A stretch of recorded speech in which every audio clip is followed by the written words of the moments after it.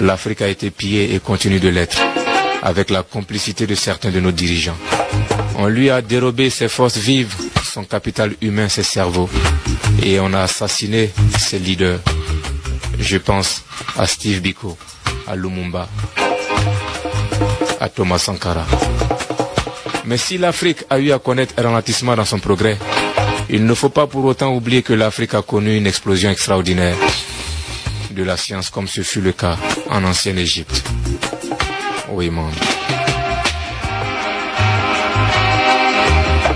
Et ce sera encore une fois l'occasion pour nous de revenir sur certaines découvertes faites par des Noirs. Oui, man. Je te dis encore, je ne suis pas professeur d'histoire. Je n'ai aucune prétention.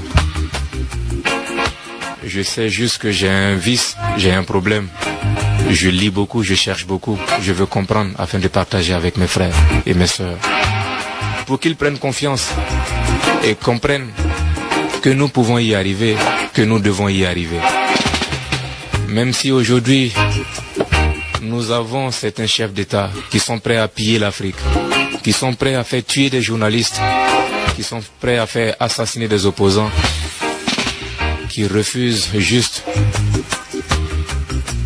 qu'ils soient des marionnettes en Afrique pour la cause de la coopération. Oui, nous en sommes conscients et nous voulons partager le maximum de vibrations avec nos frères et nos sœurs.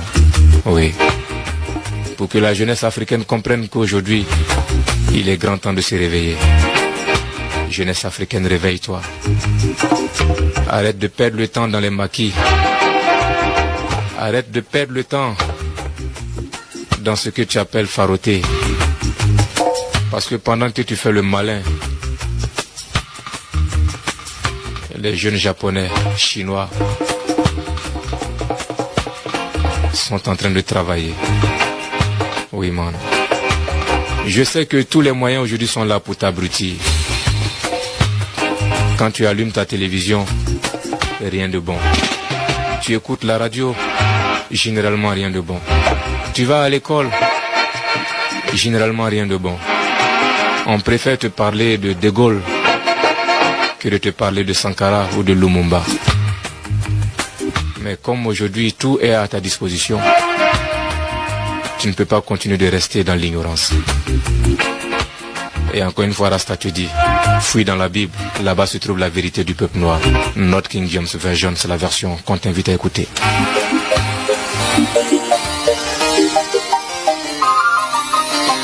Le 1er janvier 1966, coup d'État contre David Dacko, président de la République centrafricaine.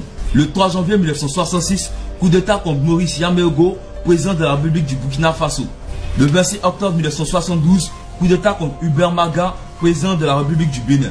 Au cours de ces 50 dernières années, on compte 67 coups d'État qui se sont passés dans 26 pays en Afrique, dont 7 de ces pays sont des ex-colonies françaises. Ce qui signifie que 61% des coups d'État qui se sont passés en Afrique ont été initiés par des ex-colonies françaises. Nous allons voir maintenant le nombre de coups d'État en Afrique par pays.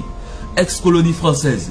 Togo, un coup d'État. Tunisie, un coup d'État. Côte d'Ivoire, un coup d'État. Madagascar, un coup d'État. Rwanda, un coup d'État. Algérie, 2 coups d'État. Congo RDC, 2 coups d'État. Mali, 2 coups d'État. Guinée-Conakry, 2 coups d'État. Congo, 3 coups d'État. Tchad, 3 coups d'État. Guyana, 4 coups d'État. Centrafrique, 4 coups d'État. Niger, 4 coups d'État. Mauritanie, 4 coups d'État. Burkina Faso, 5 coups d'État. Comores, 5 coups d'État. Soit un total de 32 coups d'État. Comme ces chiffres le montrent, la France est